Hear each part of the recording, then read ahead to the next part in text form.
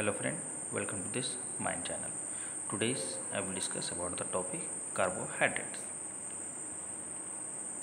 आज इसमें कौन कौन से टॉपिक डिस्कस करेंगे ये देख लेते हैं। पहला है व्हाट इज कार्बोहाइड्रेट्स, दूसरा है फंक्शन ऑफ कार्बोहाइड्रेट्स, तीसरा है टाइप्स ऑफ कार्बोहाइड्रेट, चौथा है disease metabolism of carbohydrates.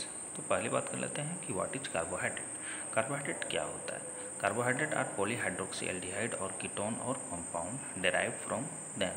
The general formula of carbohydrates is CnH2O and carbohydrates are also called as saccharides meaning sugar. Carbohydrates एक पॉलीहाइड्रोक्सी एल्डिहाइड है जिसका general formula CnH2ON होता है और इसको हम सैकेराइड भी कहते हैं जिसका मतलब होता है शुगर। आगे देख लेते हैं फंक्शन ऑफ कार्बोहाइड्रेट। कार्बोहाइड्रेट्स क्या योगदान निभाता है हमारे बॉडी स्रोत में, ये देख लेते हैं। पहला है carbohydrates work as main source of energy.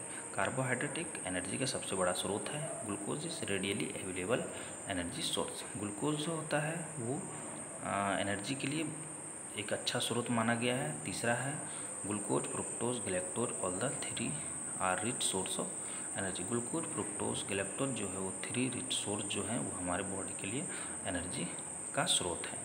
चौथे पॉइंट की बात करते हैं carbohydrates are required structural building blocks for synthesis of carbohydrates. Carbohydrate जो बॉडी के स्ट्रक्चर को बनाने में योगदान देता है। आगे बात करते हैं टाइप्स ऑफ कार्बोहाइड्रेट्स। कार्बोहाइड्रेट्स कितने प्रकार के होते हैं? जनरली 4 टाइप्स के कार्बोहाइड्रेट होते हैं। पहला है मोनोसेकेराइड, दूसरा है डाइसेकेराइड, तीसरा है ओलिगोसेकेराइड, चौथा है पॉलीसेकेराइड। पहला है मोनोसेकेराइड की बात कर लेते हैं कि this content only 1 molecules of sugar, those can not be broken down into simple substance on hydrolysis, these are sweet tasting and soluble in water. इसमें जो होते हैं कि 1 मॉलिक्यूल्स कंटेंट होते हैं शुगर में और ये सिंपल सब्सटेंस में नहीं टूटते हैं। दीज आर स्वीट, ये स्वीट होता है इसका टेस्टिंग और वाटर में सॉल्युबल होता है।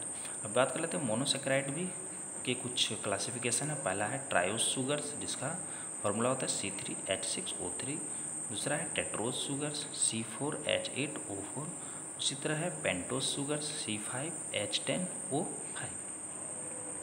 आगे बात करते हैं डाइसेकेराइड के बारे में। There are 2 molecules of monosaccharide make disaccharides on hydrolysis. पहला बात कर लेते हैं कि ये जो इसमें 2 मॉलिक्यूल्स होते हैं मोनोसेकेराइड में जो हाइड्रोलाइसिस होते हैं जो डाइसेकेराइड बनाते हैं। एग्जाम्पल है सुक्रोज, माल्टोज और लैक्टोज। इसमें क्या है कि C6H12O6 और C6H12O6 की कम्बिनेशन से डाइसेकेराइड का निर्माण होता है। C12H22O11 जिसको हम चीनी का सूत्र भी कहते हैं। एग्जाम्पल देख सकते हैं माल्टोज स्ट्रक्चर का, ये एक डाइसेकेराइड का एग्जाम्पल्स है। सुक्रोज स्ट्रक्चर भी देख सकते हैं, ये है डाइसेकेराइड का एग्जाम्पल है जो ग्लूकोज और फ्रुक्टोज के मिलने से सुक्रोज का निर्माण होता है जिसमें। अब बात करते हैं oligosaccharide. There are 2 to 10 molecules of monosaccharide make oligosaccharide on hydrolysis, molecules of water are released in oligosaccharide. इसमें 2 से लेकर के 10 मॉलिक्यूल्स होते हैं और ये ऑन हाइड्रोलाइसिस की स्थिति में ये ब्रेक डाउन हो जाता है और जो वाटर रिलीज करता है इसको हम ओलिगोसेकेराइड करते हैं। एग्जाम्पल देख सकते हैं डाइसेकेराइड्स सुक्रोज, फिर glucose plus fructose, trisaccharide raffinose, glucose plus fructose plus galactose and so on.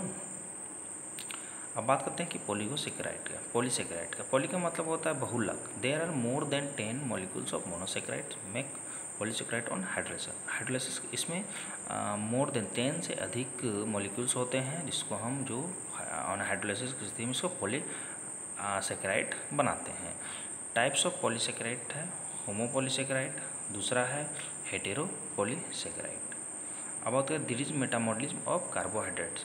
तो यदि हमको कार्बोहाइड्रेट की कमी हो जाएगी कौन कौन से डिजीज हो सकते हैं? पहला देख लेते हैं डायबिटीज मेलिटस जिसको हाइपर ग्लाइसेमिया कहते हैं, माना ग्लूकोज की मात्रा बढ़ जाना। हाइपोग्लाइसेमिया मतलब होता है कि ग्लूकोज की मात्रा कम हो जाना। और ग्लाइसूरिया, ग्लाइको का मतलब होता है शुगर और यूरिया का मतलब होता है यूरिन। यदि हमारे यूरिन में शुगर या कार्बोहाइड्रेट की मात्रा प्रेजेंस रहे या बढ़ जाए उसको हम ग्लाइसूरिया कहा जाता है। सो Thank you for watching this video.